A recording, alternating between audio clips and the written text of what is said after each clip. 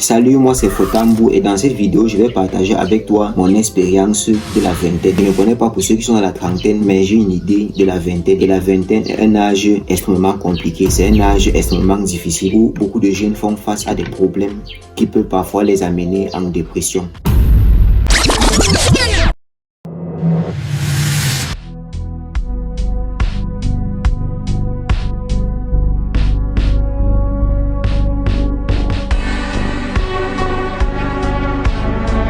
Pourquoi est-ce que l'âge de la vingtaine est un des âges les plus compliqués? Eh bien, lorsqu'on est petit, on n'a généralement pas beaucoup de problèmes parce que, par exemple, lorsque tu veux partir à l'école, on te donne l'argent de goûter, tu rentres parfois, on a déjà préparé, on te donne la permission peut-être d'aller jouer avec tes amis. C'est classe, c'est cool. Parfois, tu peux t'asseoir devant un petit épisode de Sangoku pendant les vacances avec quelques potes. Il n'y a pas trop de problèmes. Même quand tu es au lycée, tu sais que tu vas aller de classe en classe. Après la troisième, c'est la quatrième. Et tu as donc une sorte de parcours déjà tracé, ce qui fait en sorte que tu ne te soucies pas trop de ce que tu seras. Parce que c'est réellement ça le problème. Qu'est-ce qu'on sera, qu'est-ce qu'on va devenir? C'est une des préoccupations qui font en sorte que beaucoup de jeunes dans la vingtaine sombrent dans la dépression. Reste bien jusqu'à la fin parce que le dernier point va énormément te surprendre.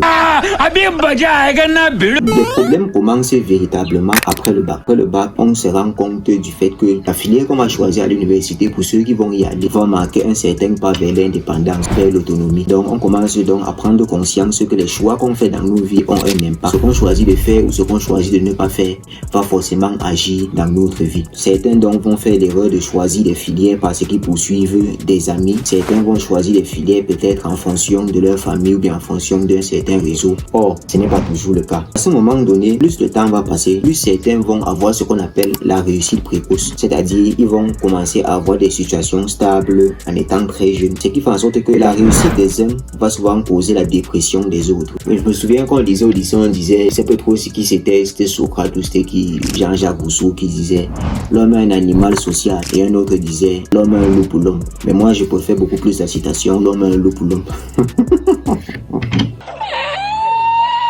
Parce que quoi, ils vont commencer à se comparer, ils vont commencer à voir ce que les autres ont et ce que eux ils n'ont pas. Et n'ayant pas les mêmes moyens, n'ayant pas les mêmes facultés, n'ayant même pas les mêmes destinées, parce que la réussite de chacun est programmée pour un certain âge, pour un certain niveau. C'est parce qu'une personne a réussi à 22 ans que toi, tu vas forcément réussir au même âge. Ça peut arriver que toi tu réussisses à 35 ans, 40 ans, pourquoi pas? On n'a pas les mêmes destinées, on n'a pas les mêmes chemins de vie, on n'est même pas constitué de la même manière. Ce qui fait en sorte que la réussite des uns va faire en sorte que d'autres vont sombrer dans la dépression. Or, ils oublient donc de prendre ces paramètres en compte. Ceux qui sont dans les facs vont fréquenter normalement et ils vont sortir avec le contexte qui est un peu difficile. Beaucoup ne vont pas trouver le travail en rapport avec la filière qu'ils ont fait, ce qui fait en sorte que eux aussi ils vont commencer à sombrer dans la dépression. S'ils n'ont pas un bon mental, ils vont penser que c'est bloqué.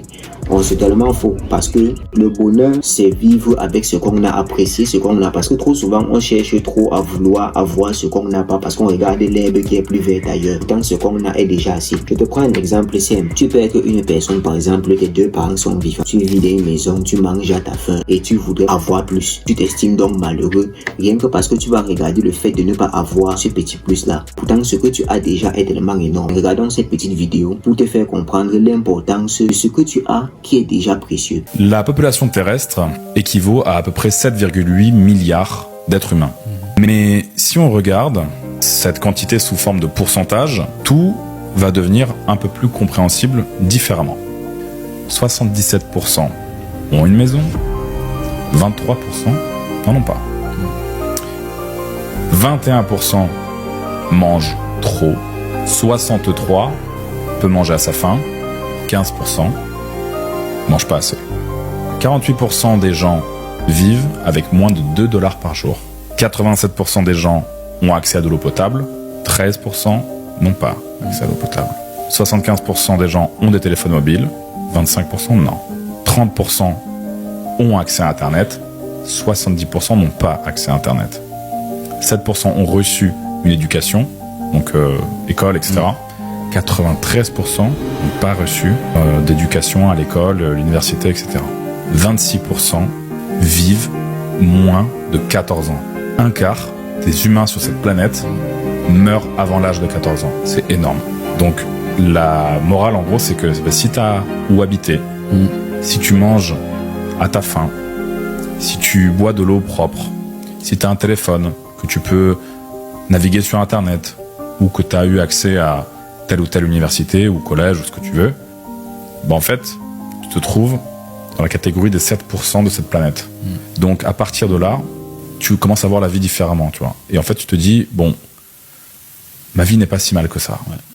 Et donc, je te remercie déjà d'être resté jusqu'à la fin de cette vidéo pour écouter. Et je pense que comme moi, tu as compris que dans la vingtaine, on est souvent trop obnubilé par le futur, par les réalisations, et on se compare beaucoup à ses proches. Et aussi, les réseaux sociaux ne contribuent pas à faciliter les choses parce que sur les réseaux sociaux, on va généralement voir tous ces influenceurs qui ont la vie de luxe, les grosses voitures, les gros immeubles. Et ça met tellement d'idées dans la tête à un tel point qu'on se dit que la réussite, c'est peut-être avoir 8 femmes avec une villa, des Porsche et des grandes maisons. Oh, ce n'est pas ça. Tu dois comprendre ce qui est le plus important pour toi.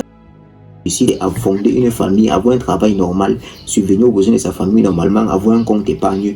Et c'est suffisant pour eux. Donc ça varie en fonction de chaque personne. C'est à toi de savoir ce que tu veux réellement pour toi. Et laisse le temps faire sa part du travail. Parce que ce qui est sûr, quand tu es dans la vingtaine, tu as entamé des projets, tu fais telle chose, ça ne marche pas, tu lances tel business, ça ne marche pas. Et tu as l'impression que tu es maudit. Pourtant, tu es bien et bien normal. Tu es juste dans le processus de l'échec qui va faire en sorte que demain, tu deviens une personne plus aguerrie face aux diverses expériences de la vie. Si tu as aimé cette vidéo, n'oublie pas de t'abonner et de mettre un like. Et merci si tu es arrivé jusqu'ici. Cela prouve que mon contenu t'a intéressé.